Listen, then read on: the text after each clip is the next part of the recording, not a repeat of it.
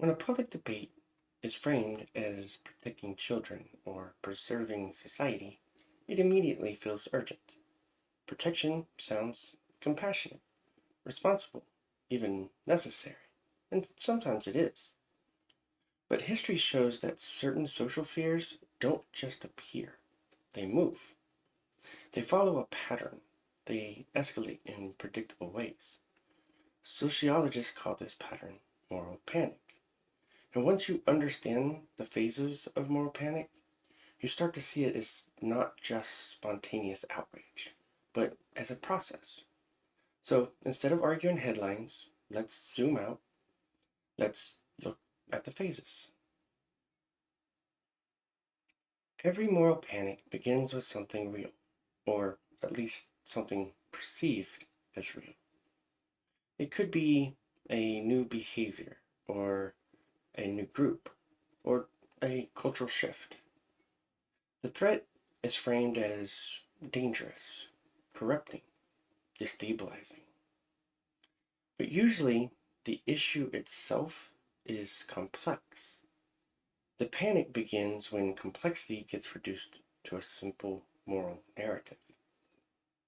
Good versus bad, safe versus dangerous, us versus them. That simplification is phase one. Once a threat is named, it needs a face. Sociologists call this the folk devil, a group portrayed as the source of harm. Historically, we've seen this pattern repeat. In the 1980s, the Satanic Panic framed daycare workers as part of elaborate ritual conspiracies, with no evidence to support it. In the 1990s, fear about violent video games were treated as a primary cause of youth crime. At different times, immigrants, LGBTQ people, musicians, and teachers have all filled this role. The group becomes symbolic. They represent more than themselves. They represent fear of change. Phase 3 is amplification. The story spreads, headlines multiply, segments repeat, outrage circulates. And repetition creates familiarity. Familiarity creates a perceived truth. This is where nuance disappears. Individual cases become universal patterns.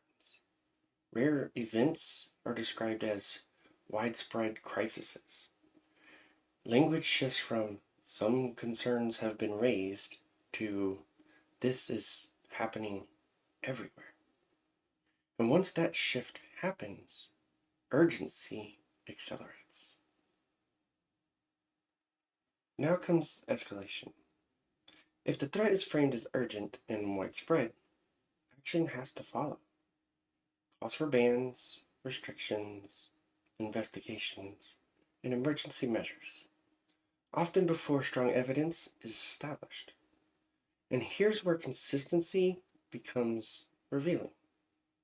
One of the simplest tests of a moral panic is this: are similar harms treated with the same urgency? If the outrage is selective, if it activates intensely in one context but not in others, that suggests the issue may be less about harm and more about symbolism. Moral panic doesn't require people to be insecure. It just requires fear to outpace proportion.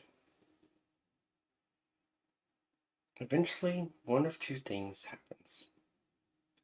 Either the panic fades away quietly as evidence fails to support the claims, or the policies remain long after the emotional surge has passed. History shows that many moral panics look obvious in hindsight.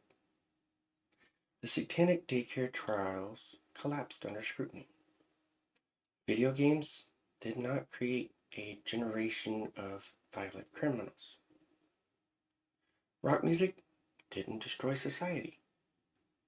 But in the moment, the fear felt overwhelming. And that's the key. Moral panic feels convincing while it's happening. When you zoom in on modern debates through this framework, you can ask calm questions instead of reactive ones.